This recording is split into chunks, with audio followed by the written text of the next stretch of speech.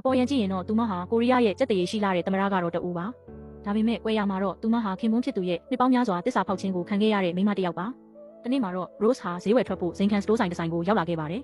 မန်နေဂျာဖြစ်သူကလည်းတက်တက်ကြွကြွနဲ့ချက်ချင်းပဲဝင်ပြီးအကြံပြုချက်တွေပေးပါတော့တယ်နောက်ဆုံးပေါ်တန်ဖိုးကြီးဒီဇိုင်နာဝတ်စုံတွေပါအဲ့ဒီနောက်စတိုးဆိုင်ဝန်ထမ်းတဦးကလိုက်ဖက်တဲ့တောင်းမြစ်ဖက်နှက်တွေကိုယူလာပေးပါတယ်ကိုရီးယားဈေးကွက်ထဲတောင်မရောက်သေးတဲ့အထူးထုတ်ဖက်နှက်တွေကြီးပါပဲဒါပေမဲ့ Rose ကတော့လုံးဝကွဲပြားတာတစ်ခုကိုပဲရွေးချယ်လိုက်ပါတယ်ခေဟောင်းပုံစံအနီရောင်တောင်းမြစ်ဖက်နှက်တရံပါမန်နေဂျာကတော့သမရကတော်ကိုဇက်တိုက်နှောက်ပင့်ပြောဆိုနေခဲ့ပါတယ်သူမရဲ့ထူးခြားပြီးပြောင်မြောက်တဲ့အမြင်ကိုချီးကျူးနေတာပါပြီးတော့မကြခင်မှာတရားဝင်သမရကတော့ဖြစ်လာတော့မယ့်အတွက်လည်းဂုဏ်ပြုစကားပြောကြားခဲ့ပါတယ်ဒါပေမဲ့ Rose ကတော့သူမကိုတိတ်ပြီးအဖက်မလုပ်ခဲ့ပါဘူး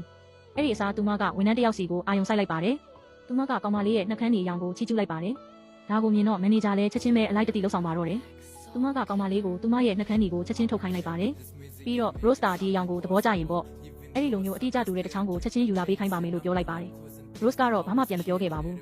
သူမဟာနှန်စီကိုရှောက်သွားပြီးနှက်ခမ်းတွေကိုကိုယ်တိုင်စတင်ဆိုပါတော့တယ်ပြီးတော့ဒီအရောင်ကသူမနဲ့မလိုက်ဖက်ဘူးလို့ပြောလိုက်ပါတယ်နောက်ပြီးသူများပစ္စည်းတွေကိုသွားမထိတင်ဘူးလို့ဝန်ထမ်းကောင်မလေးကိုသတိပေးလိုက်ပါတယ်ဒီစကားတွေကြောင့်ကောင်မလေးလည်းထိတ်လန့်သွားပါတယ်မထွက်ခွာခင်မှာပေါ့ Rose ကဝန်ထမ်းကိုအေးဆက်ဆူရှာတဲ့အကြည့်နဲ့ကြည့်လိုက်ပါတယ်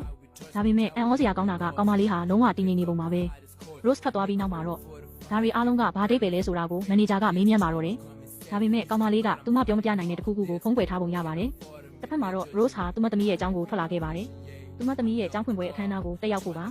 စာသင်ခန်းထဲသူမဝင်လာတဲ့အချိန်မှာပဲအော်အော်တောင်းတင်းဖြစ်သွားပါတယ်လူတွေကြားထဲမှာတော့ Rose ဟာအကျော်မော်တူးလို့ဆက်ဆံခံရပါတယ်သူမရဲ့အတွင်းရေးမှူးကသူမကိုသတင်းပို့ပါတယ်သူမရဲ့ခင်ပွန်းဂျွန်ဟာလက်ရှိမှာရုပ်သံအင်တာဗျူးဖြေဆိုနေတယ်ဆိုတာပါပဲအတွင်းရေးမှူးကလည်းဂျွန်ရဲ့လျှို့ဝှက်ချက်တစ်ခုခုကိုဖုံးကွယ်ပေးနေပုံရပါတယ်အိမ်ပြန်လမ်းမှာတော့သူမရဲ့သမီးကနိုင်ငံခြားမှာကျောင်းသွားတက်ချင်တယ်လို့ပြောပါတယ် Rose ကဘာလို့သူမကိုအရင်မတိုင်ပင်တာလဲလို့မေးလိုက်ပါတယ်သမီးဖြစ်သူကသမီးတိုင်ပင်လဲမိမိကသဘောတူမှာမဟုတ်တာလို့ပြန်ဖြေပါတယ် Rose လည်းစကားမပြောနိုင်ဖြစ်သွားပါတယ်မနက်ဖြန်ဟာရွေးကောက်ပွဲနေ့ဖြစ်တယ်ဆိုတာကိုပဲသူမရှင်းပြနိုင်ခဲ့ပါတယ်ပြီးတော့ရွေးကောက်ပွဲပြီးမှနိုင်ငံခြားမှာကျောင်းတက်မဲ့အကြောင်းကိုဆွေးနွေးကြမယ်ဆိုတာပါပဲသူမရဲ့သမီးဟာရုတ်တရက်ဒေါသထွက်သွားပါတယ်ရွေးကောက်ပွဲရလဒ်တွေကသူမနဲ့ဘာမှမဆိုင်ဘူးလို့ပြောပါတယ်နိုင်ငံကနေထွက်သွားခြင်းနဲ့တကယ်အကြောင်းရင်းကဒီမိသားစုကနေဝေးရာကိုထွက်ပြေးခြင်းလို့ပါသမီးဖြစ်သူကဖေဖေပဲဖြစ်ဖြစ်မေမေပဲဖြစ်ဖြစ်ဒီမိသားစုရဲ့အရာအလုံးကလိန်ညာမှုကြီးတစ်ခုပါပဲလို့ပြောလိုက်ပါတယ် Rose ကသူမသမီးရဲ့မျက်နှာကိုပြင်းပြင်းထန်ထန်ရိုက်ချလိုက်ပါတယ်နောက်ဆုံးတော့သမီးဖြစ်သူလည်းငိုယိုပြီးအမှန်တရားကိုပြောပြပါတော့တယ်ဖခင်ဖြစ်သူဖောက်ပြန်နေတယ်ဆိုတဲ့အကြောင်းပါဒါပေမဲ့ Rose ရဲ့တုံ့ပြန်မှုကတော့ထူးဆန်းစွာနဲ့တည်ငြိမ်နေပါတယ်အဲ့ဒီအချိန်မှာပဲသမီးဖြစ်သူကတခုခုကိုနားလည်သွားပါတယ်